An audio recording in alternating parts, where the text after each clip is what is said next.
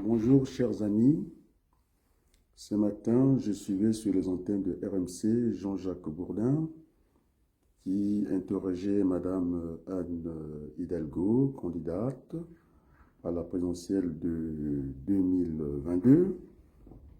Et donc, finalement, j'ai eu raison, peut-être que je suis en avance du temps avec d'autres acteurs politiques. J'avais émis en tout cas des réserves concernant ce fameux conseil de défense sanitaire que j'ai appelé par synonyme le conseil de guerre sanitaire. Nous ne sommes pas dans une situation de guerre et les militaires, ça j'avoue, je suis le centre de formation, sont de très bons gestionnaires en temps de guerre, mais en temps de paix. Ils ont montré de quoi ils étaient capables de faire partir en tout cas des troupes de Paris à Marseille pour aller tirer 3 cartouches. Ça, ils savent le faire en temps de paix. Et donc, je voulais aussi ajouter donc une légitimité. Nous sommes dans l'esprit de la Ve République. Il y a un président qui doit diriger les destinées de la France, un gouvernement issu de la majorité parlementaire pour gouverner ce pays. Alors qu'on nous a mis quelque chose que je n'ai pas compris, qui n'existe nullement pas, et nous ne sommes pas, je le redis, en situation de guerre. Et je suis très rassuré que Madame finalement Hidalgo vienne sur mes propositions, sur mes interventions concernant cette partie de l'actualité, cette façon de gérer un peu une pandémie qui concerne tout le monde en catimini. Hein, c'est-à-dire on essaie d'entourer le secret défense pour que tout le monde soit pas au courant. Moi, j'ai toujours dit, je suis vacciné, j'ai eu mes 2 doses de vaccin, donc ce n'est pas le problème. Ce passage du pass sanitaire au pass vaccinal n'est pas une bonne chose. S'entretient une confusion, surtout que tout est secret là-dedans. Et donc, je pense qu'il faut aller dans l'esprit, je vais le redire, c'est l'enseignant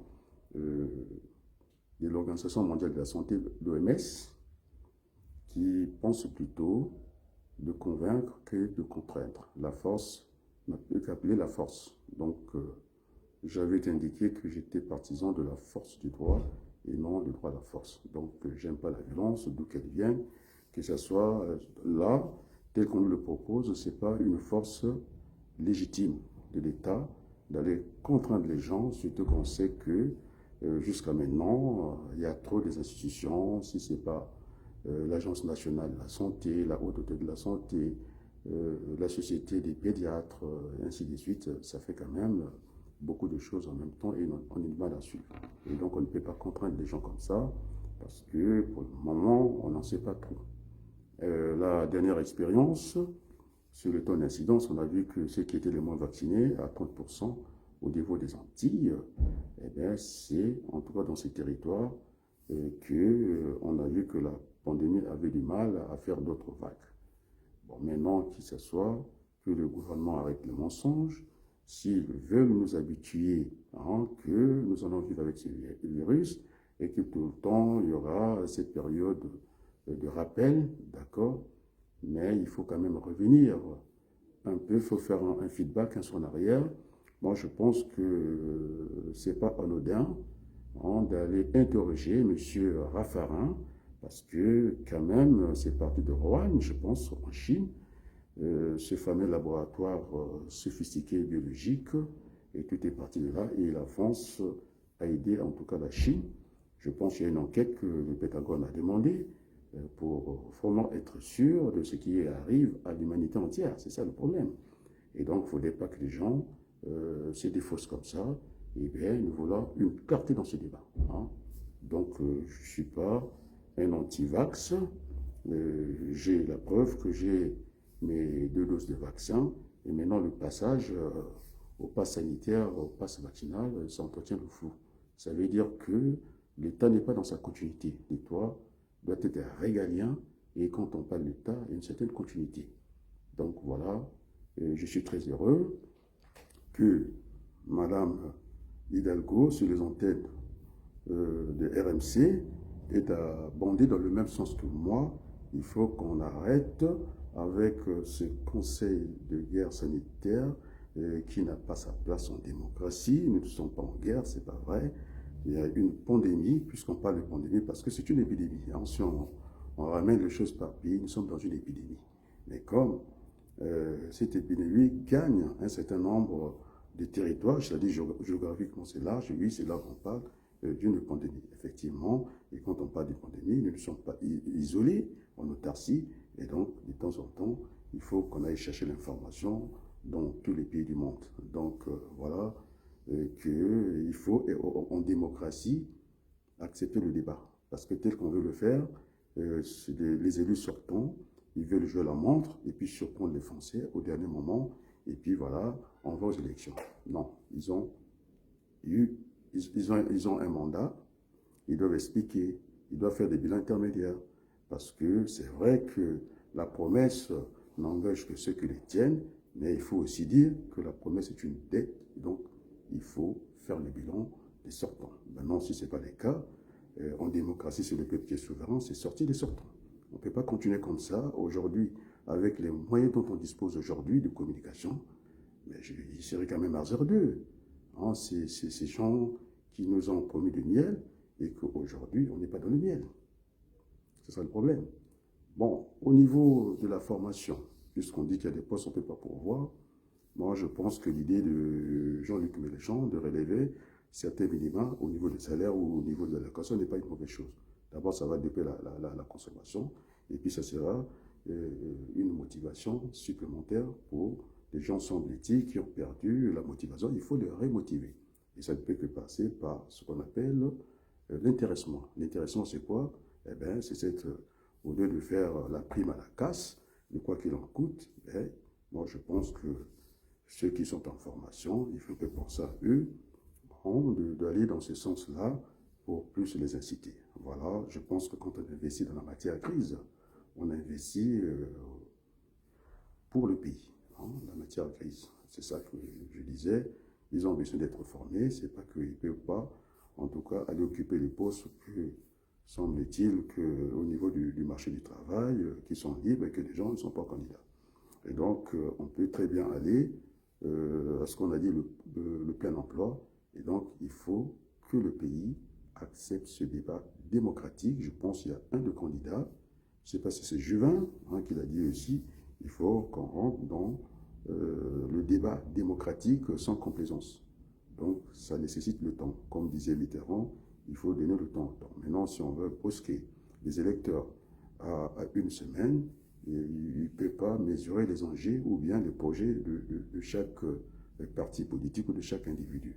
Et donc, moi, je suis pour ce débat-là. Bon, c'est vrai, au niveau de ma circonscription, je suis les autres. Le député actuel, j'ai pas dit que je suis l'actualité nationale et de mon département. Il était dans une cathédrale. C'est bien. Au moment où on dit qu'il faut respecter la distanciation sociale, et bien, maintenant, inviter les gens pour rien, je pense que la culture, c'est bien, je n'en disconviens pas, mais on a oublié tout de suite, il fait partie de la majorité de Notre-Dame de Paris. C'est là qu'il faut mettre les moyens. Le tourisme, c'est à Paris, c'est pas à Beauvais. Je pense que le tourisme ou la culture, ok, oui, la culture, mais je pense que ce gouvernement a trop promis. Il y a même eu des pays qui se sont engagés pour refaire cette fameuse cathédrale Notre-Dame de Paris. Et donc là, c'est un peu du pipeau, c'est un peu la distraction. Alors que moi, dans mon engagement en tant que futur député, j'avais dit que je m'inscrivais à être un VRP.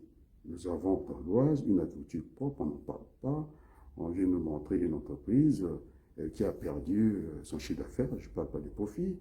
Alors, si on avait privilégié la rotation, je pense que beaucoup d'entreprises ne seraient pas dans la situation d'aujourd'hui. On n'a pas su faire comme on fait quand il y a pic de pollution à Paris, c'est d'aller dans la rotation.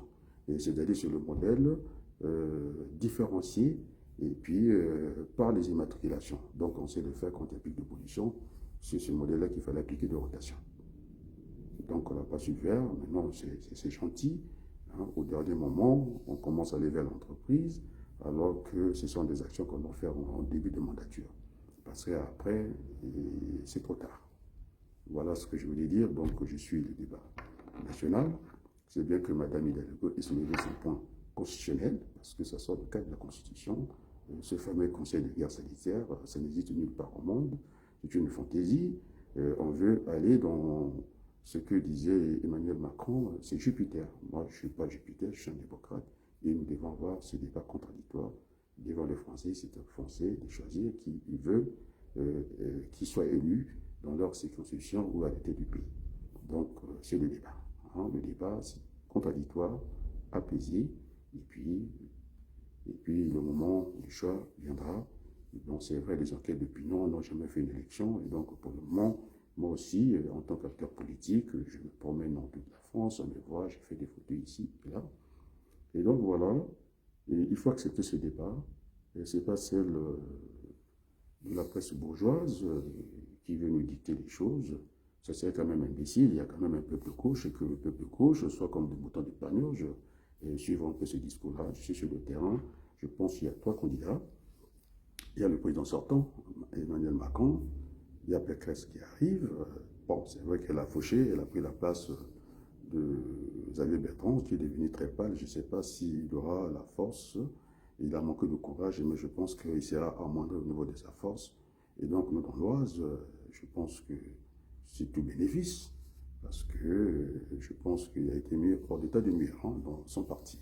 Bon, c'est une solidarité de bout des lèvres, et donc rien n'est encore joué, et donc j'invite mes amis de la gauche, c'est pas la peine, puisque Mme Hidalgo est revenue sur le sujet des primaires, non.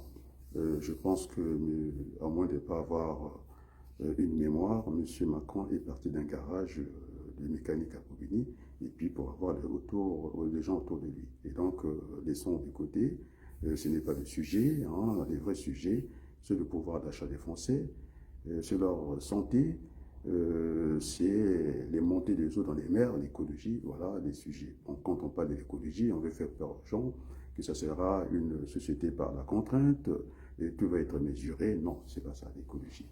Et moi, je parle plutôt de l'écologie politique, je pense qu'il faut faire quelque chose. Alors sur ce, les amis, je vous souhaite en tout cas les meilleures fêtes. Prenez soin de vous.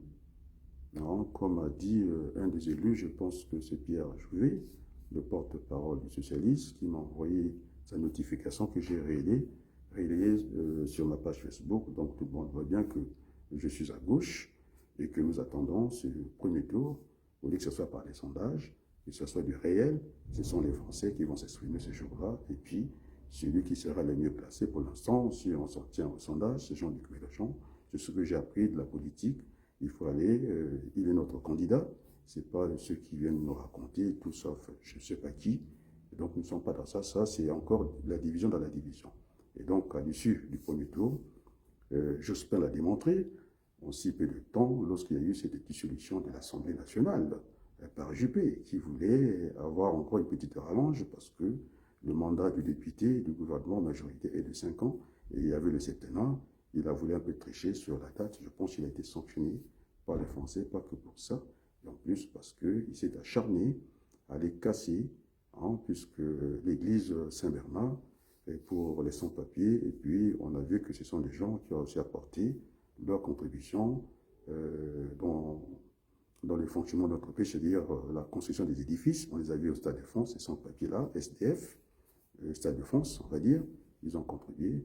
Et donc, il y avait la police, tout le monde était au courant de tout.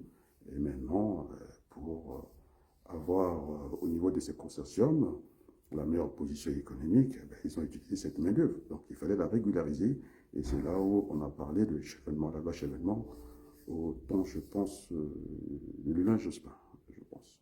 Donc, voilà, c'est ma mémoire encore bonne. Donc, tout ça, Madame Le Pen, qui s'en prend à l'immigration, je lui ai envoyé moi-même une vidéo de lui dire, écoutez, madame, ça c'est un peu de l'abusement politique, ce que vous racontez, des gens qui viennent par un âge, ils sont pas, c'est pas la loi du grand nombre.